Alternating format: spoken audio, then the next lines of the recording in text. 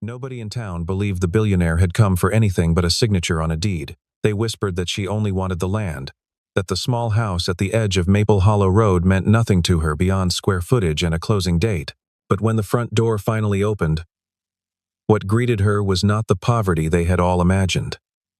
Instead, she found a modest home cared for with a devotion that seemed almost impossible, where every object on every shelf seemed to be quietly telling a story, a promise that had never once been broken. Within minutes of stepping inside, she was standing in the middle of that living room, with tears sliding down her face. No one understood what she had seen there, not until the truth about the widowed man who lived alone in that house came out, and the whole town fell silent. Daniel Carter was 38 years old, and for most of his adult life, he had been someone people pointed to with quiet admiration.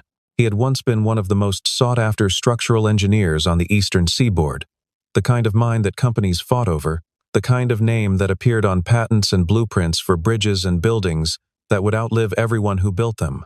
He had offices waiting for him in 3 different cities. He had turned down 2 of them.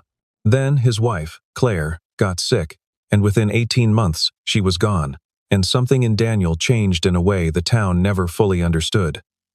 He walked away from the career that had defined him. He packed up the apartment they had shared and moved back into his late parents' house on the outskirts of town, a modest 2-bedroom place with a sagging porch and a yard that had gone wild with weeds. He started fixing the place up himself, board by board, because he said he didn't trust anyone else to do it the way it needed to be done.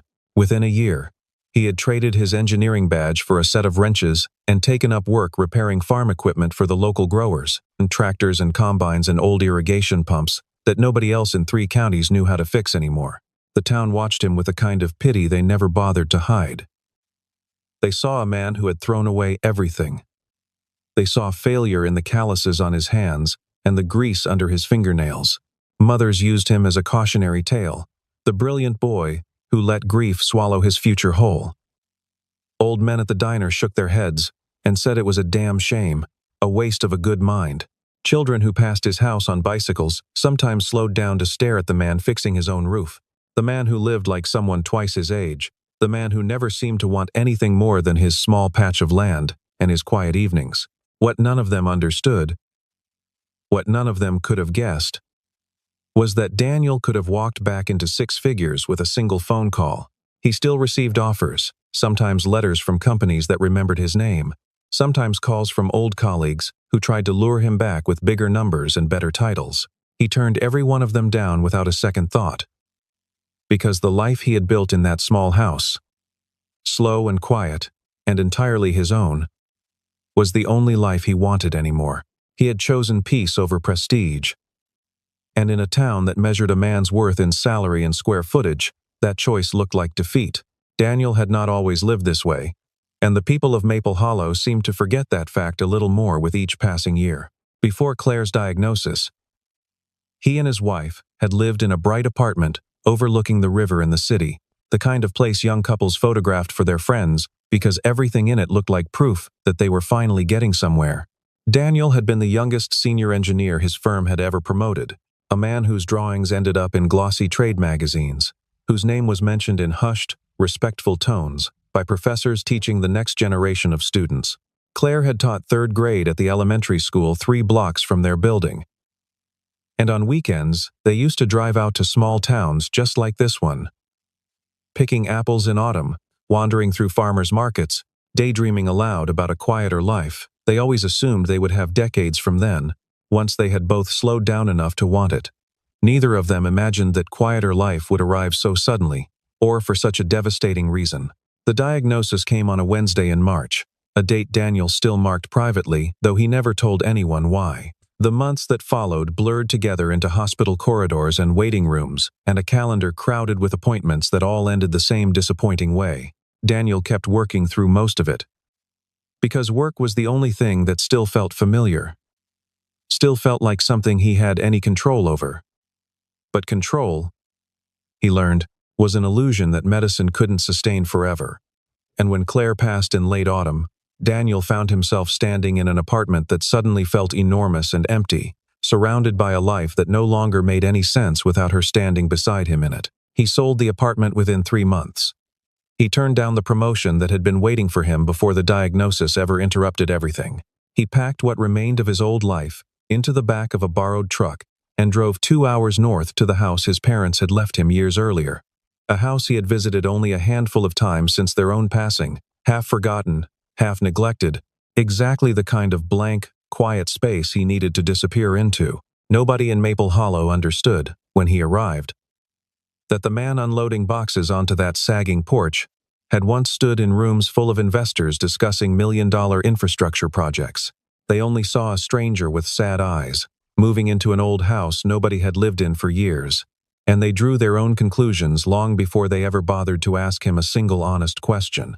Then, on an otherwise ordinary Tuesday in late September, news rippled through Maple Hollow like a stone thrown into still water. Sophia Hart, the billionaire real estate developer whose name appeared in business magazines and skyline headlines from coast to coast, was coming to town. Sophia Hart was 38 years old, the same age as Daniel, though their lives could not have looked more different from the outside. She ran one of the largest private real estate firms in the country, a company that had transformed entire neighborhoods, built towers where parking lots used to be, and turned forgotten stretches of land into gleaming developments worth hundreds of millions of dollars. She was known in boardrooms for her precision, and in headlines for her coldness, a woman who had clawed her way to the top of an industry that rarely made room for people who hesitated. Employees described her as someone who never blinked during a negotiation. Competitors described her as someone who never lost one. She had flown into town that week for a single purpose: to walk the parcel of land her company had targeted for its newest residential development, a sprawling project that promised to bring hundreds of new homes and millions in tax revenue to a county that desperately needed both. What the magazines never printed, what none of her employees ever knew, was that Sophia had built her empire from almost nothing. She had grown up in a cramped house outside Columbus, the only child of a father who worked nights at a manufacturing plant and a mother who cleaned office buildings before dawn, so the two of them could afford the modest mortgage on a street where every house looked exactly like the next. Sophia had worked her way through college on scholarships and side jobs, sold her first small property at 23, with money she had saved dollar by careful dollar, and never once looked back at the life she had come from. By the time she turned 30, she had built a reputation as someone who could see value in land that everyone else had written off, someone who could turn an overlooked parcel into a thriving development before her competitors even finished their first site visit. By 38, she ran a company worth more than most people could imagine, and she had convinced herself, somewhere along the way, that the distance she had put between herself and that small house in Ohio was simply the natural cost of success. There was just one problem standing directly in the middle of the planned development, and it was Daniel Carter's house. The land Daniel's small home sat on happened to occupy the exact center of the proposed site. The parcel every architectural drawing and engineering survey pointed toward as essential. Town officials assumed the matter would resolve itself within days.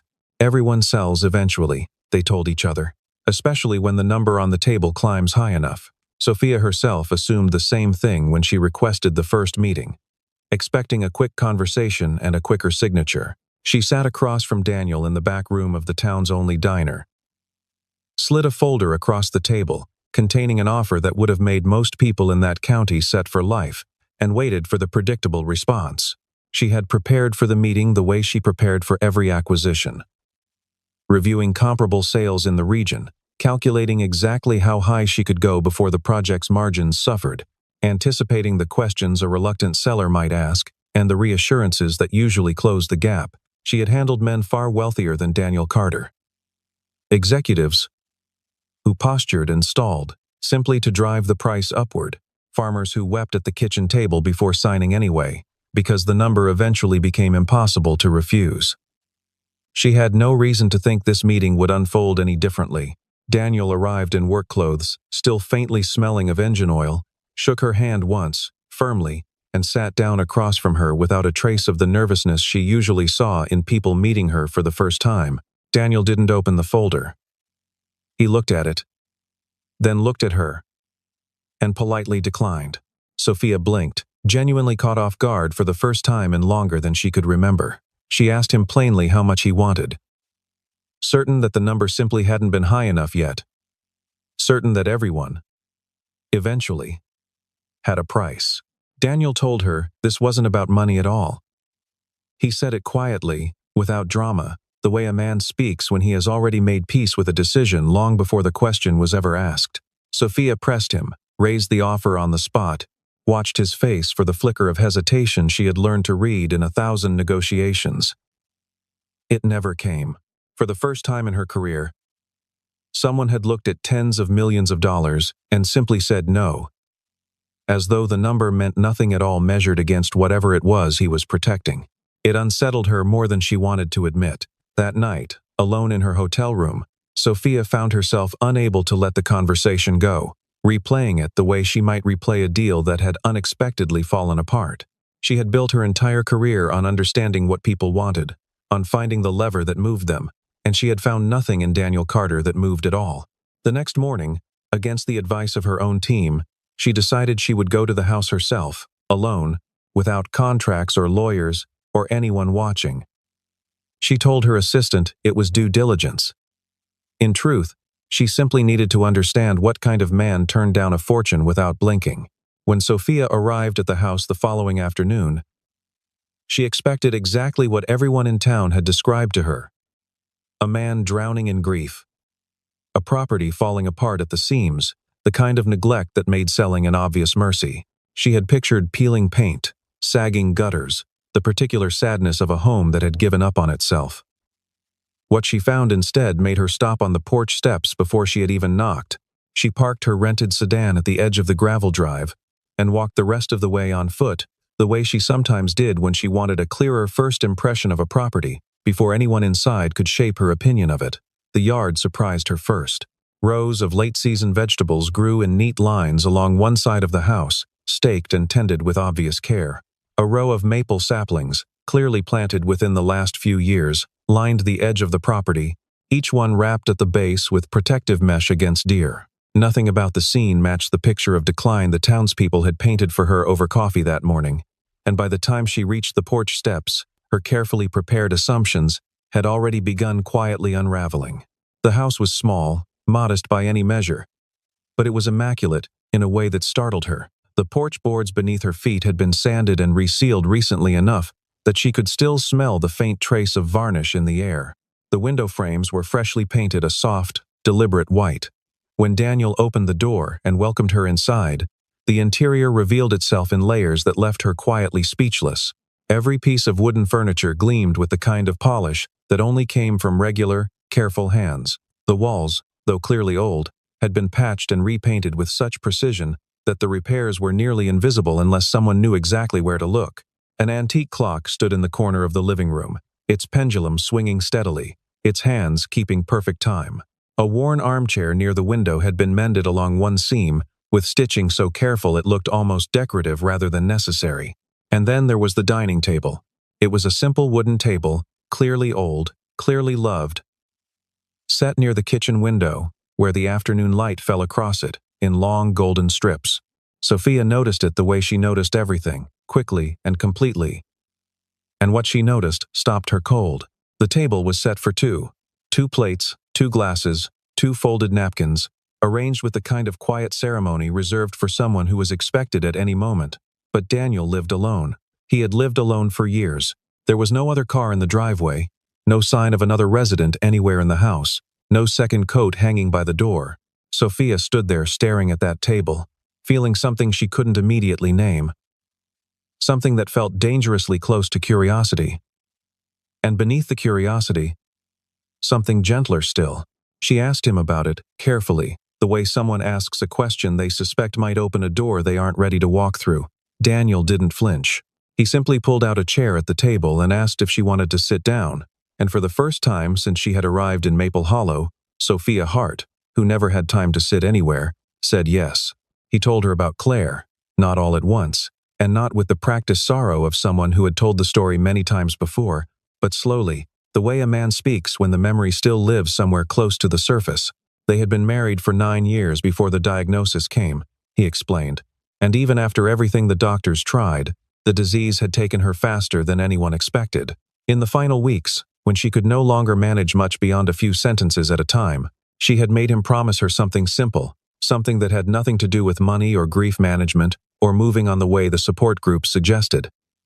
She had asked him to keep their home full of life, not preserved like a museum, she told him, not frozen the way some widowers freeze a house, but alive, cared for, lived in, the way it had been when they were happy inside it together.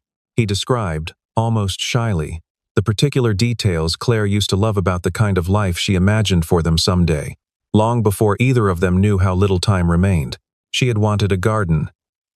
The kind with vegetables in tidy rows and flowers, planted simply because they were beautiful rather than useful. She had wanted a porch wide enough for 2 chairs and a small table for evening coffee. She had wanted maple trees along the property line, because she had grown up beneath maple trees as a child and always said the sound of wind moving through their leaves felt like home. Daniel told Sophia, quietly, that he had planted those maples himself the spring after the funeral, not because anyone had asked him to, but because finishing the life Claire had imagined felt like the only conversation he still had left with her. Daniel explained that every repair in the house, every polished surface and patched wall, and freshly sealed porch board, wasn't an act of mourning at all. Though Sophia had initially assumed exactly that. It was an act of gratitude. He didn't fix things because he was stuck in the past, he told her. He fixed things because he refused to let the love they had built turn into neglect just because she was no longer there to see it. The second place setting at the table wasn't a sign of denial either, he admitted with a small, tired smile. It was a habit he had simply never wanted to break. A quiet ritual that reminded him every single day what he had promised to protect. Sophia sat across from him in that warm kitchen light. And for the first time in longer than she could remember, she had absolutely nothing to say. She had negotiated with senators and billionaires and men who tried to intimidate her across boardroom tables, and none of them had ever managed to leave her speechless the way this quiet, grease-stained man in a falling-down farmhouse just had. She realized, sitting there, that she had spent her entire adult life surrounded by people who measured worth in numbers, and she had never once met someone whose wealth was measured in memory. It was Daniel himself who eventually led her up the narrow staircase to the attic, almost as an afterthought, mentioning there was something else she might want to see if she truly wanted to understand. The attic was small and cramped, lit by a single round window that let in a soft wash of afternoon light, and tucked into a wooden chest near the far wall was a worn leather notebook, its cover cracked from years of handling. Daniel handed it to her without ceremony, the way someone hands over something they've stopped being afraid of. Inside, page after page, was a record. Every single day for years, Daniel had written down one thing he had repaired or maintained in the house. A loose hinge on the pantry door, a crack in the bathroom tile, the varnish on the porch steps. Some entries were only a sentence long. Others stretched into paragraphs, small reflections on what that particular repair had meant to him, what memory it had stirred, what piece of Claire it had brought briefly back to life. It wasn't a record of a house falling apart and being saved. It was the diary of a promise being kept, one nail and one brushstroke at a time, long after anyone would have blamed him for letting it go. One entry, dated nearly 3 years earlier, caught Sophia's attention longer than the others. Daniel had written about replacing a cracked windowpane in the bedroom, the one Claire used to sit beside on Sunday mornings with her coffee, watching the birds gather at the feeder she had hung from the maple tree closest to the house. He had written that fixing the glass felt less like a repair, and more like keeping a promise to let the light back in, exactly the way she would have wanted it. Further along, another entry described resealing the bathtub, accompanied by a brief memory of Claire humming old songs to herself while she filled it on cold winter evenings. Sophia turned page after page, watching years pass in small, careful handwriting, watching a man transform grief into something steady and quiet, and entirely his own. Sophia felt the tears before she understood why they were falling. She sat down on the dusty attic floor with that notebook open in her lap, and what rose up inside her wasn't pity for Daniel at all. It was something far more personal, a memory she had spent years trying not to think about. She thought of her own childhood home, the modest house in Ohio, where her parents had raised her before either of them had a single dollar to their name. The house she had sold without hesitation the moment she inherited it, eager to erase every trace of the poverty she had clawed her way out of. She had told herself at the time that selling it was practical, that sentimentality was a luxury she couldn't afford on her way to building something bigger. Sitting in Daniel's attic, surrounded by years of quiet devotion bound in leather, she understood for the first time what she had actually thrown away. Not a building, not an asset. A place where love had once lived, the way it still lived here, refusing to leave. For the first time in years, Sophia Hart allowed herself to regret something completely outside the realm of business.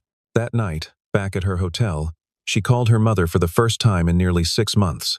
A conversation that began awkwardly and ended with both women crying quietly on opposite ends of the line. Sophia hadn't planned to bring up the old house in Ohio, the one she had sold without a second thought the year her father passed. But somehow the memory of Daniel's notebook had loosened something in her chest that she hadn't realized was still so tightly wound.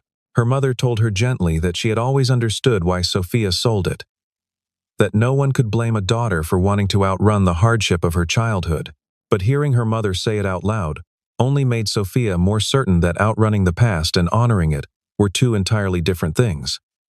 And she had spent her whole adult life mistaking one for the other. In the days that followed, Sophia found herself unable to simply close the file on Daniel Carter and move on to the next negotiation the way she normally would have.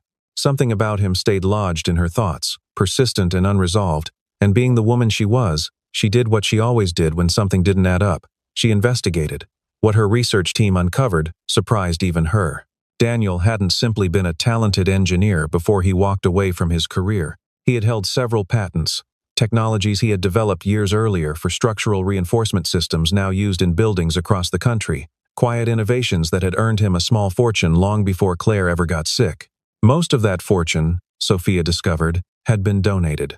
Scholarship funds for engineering students from low-income families, a grant program supporting hospice care research, established the same year Claire passed away. Daniel had never spoken publicly about any of it. There were no plaques with his name, no donor walls, no interviews. He had given quietly and consistently, the way some people pray, never expecting anyone to notice.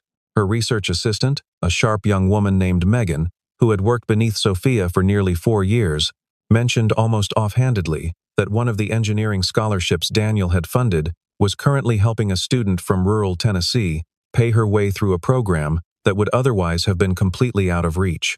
Sophia asked to see the file, and what she found there was a young woman's gratitude letter, written years earlier, thanking an anonymous donor she would never get to meet for changing the entire trajectory of her life. Sophia read that letter twice, then a third time, sitting alone in her office long after everyone else had gone home, feeling the particular weight of having spent a decade building skylines while a quiet, grieving man in a small town had been quietly rebuilding lives no one ever asked him to rebuild.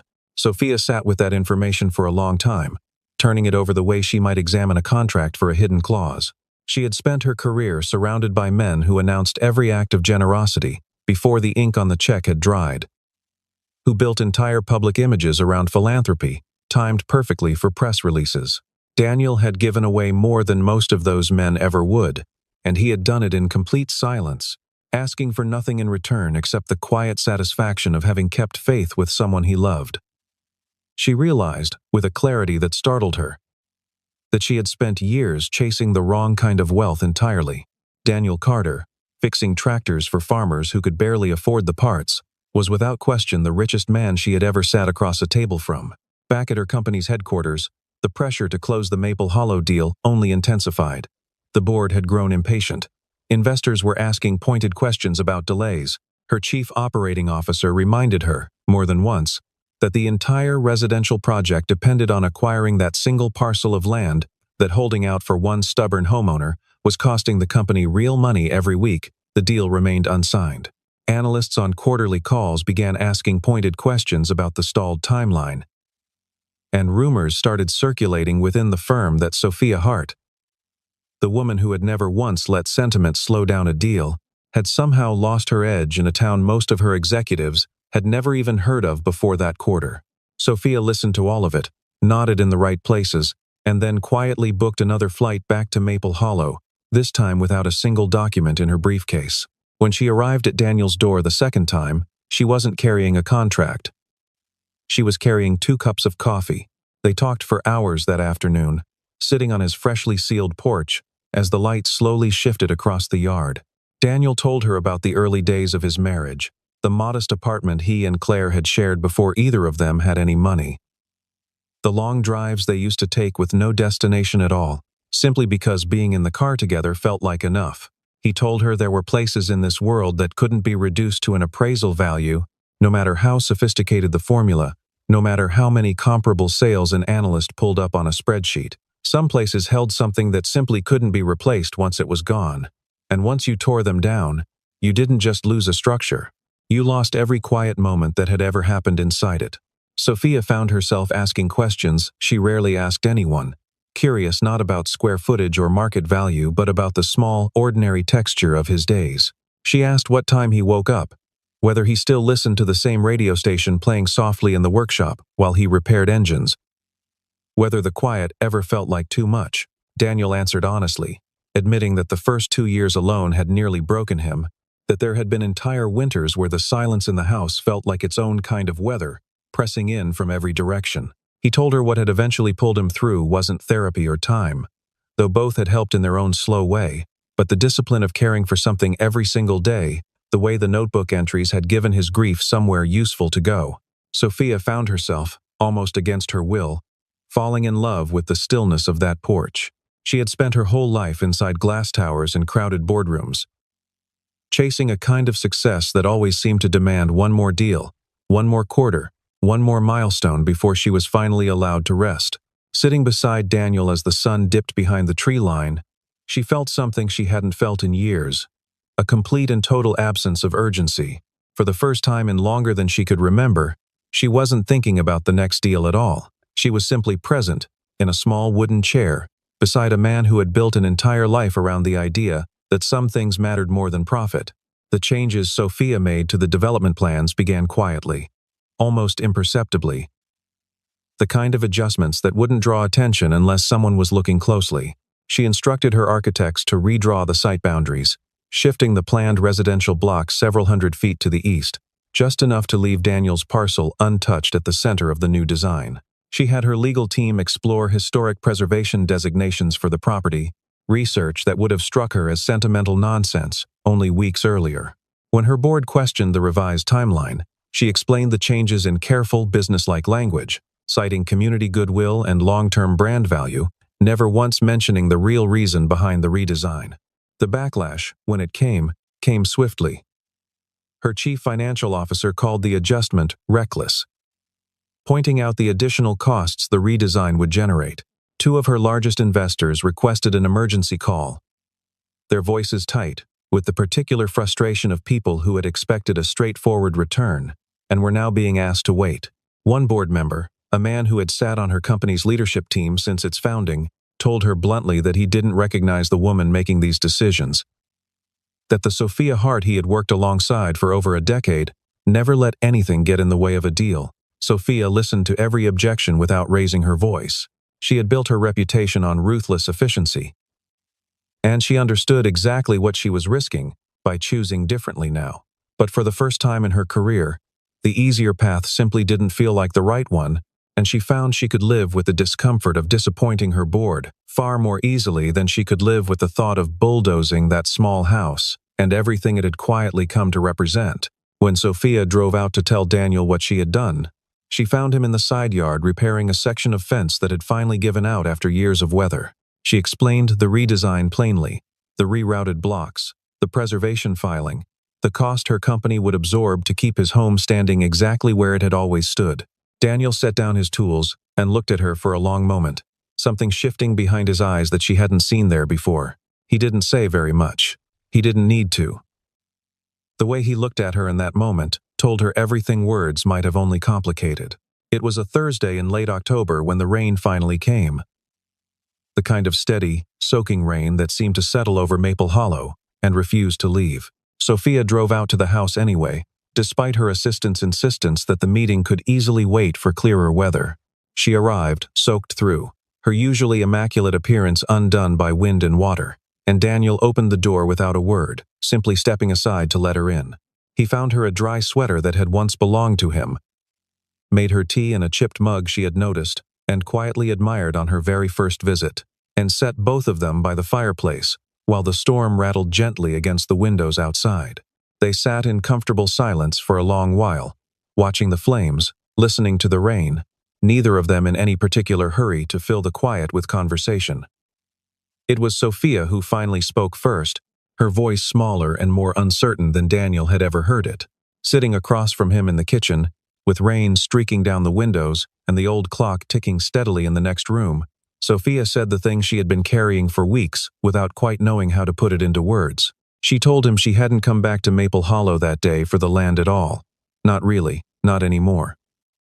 She had come back because of him, because something about the way he lived, quiet and deliberate and entirely unconcerned with what anyone else thought success should look like, had cracked something open in her that she had spent years keeping carefully sealed. Daniel was quiet for a long moment before he answered. He admitted that he had been afraid of exactly this, afraid of what it might mean to let someone new into a life he had built so carefully around a promise to someone who was gone.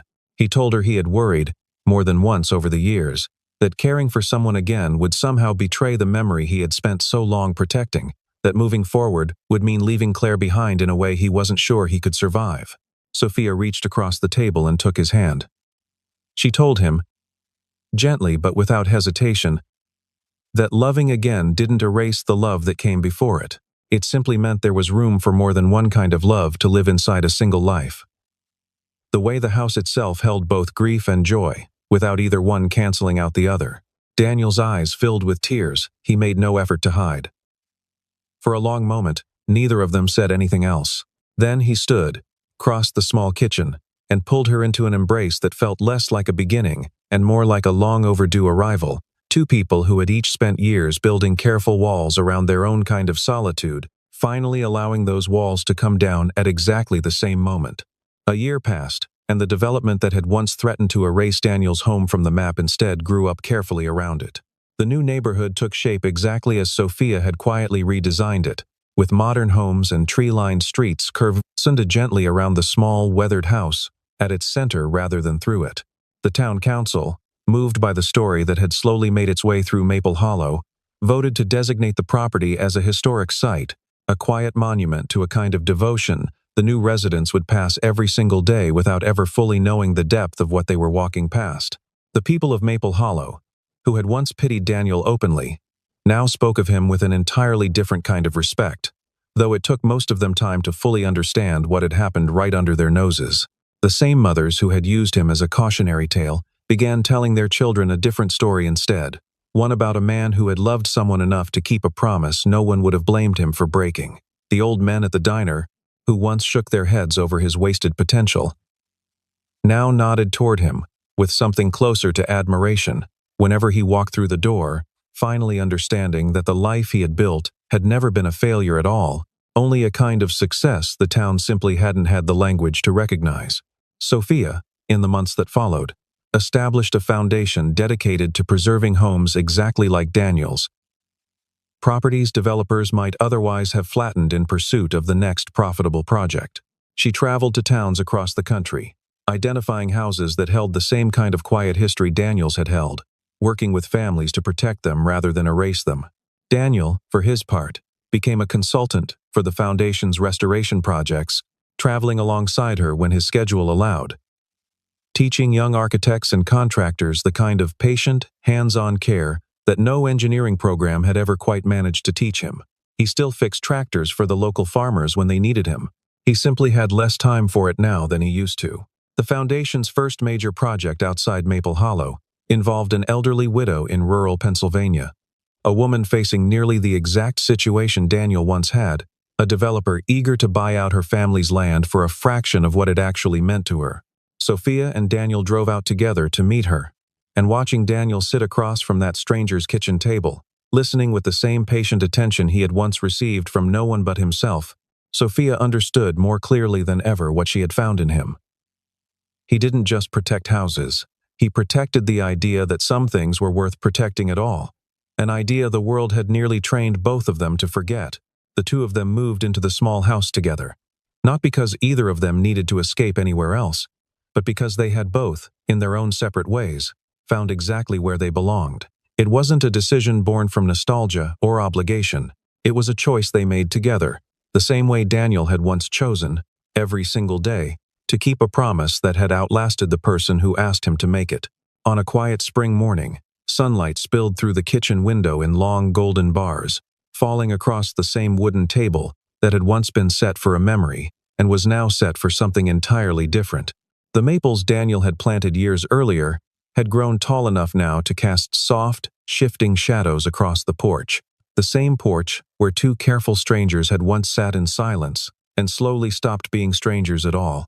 Sophia placed a second coffee cup down across from Daniel's, the steam curling upward into the morning light. And Daniel looked up at her with the kind of smile that no longer carried the weight of grief alone. The table that had once held a place for someone who was gone now held two people who were simply, finally, there together. As the camera of memory pulled slowly back from that small house, nestled among the trees, one truth remained, quiet and unshakable as the house itself. A home does not become precious because of the value of the land beneath it. It becomes precious because of the love and the promises that continue living inside its walls. And when someone is honest enough and brave enough to honor another person's past with genuine care, they often find they are no longer just protecting what came before. They are quietly building, together, something entirely new.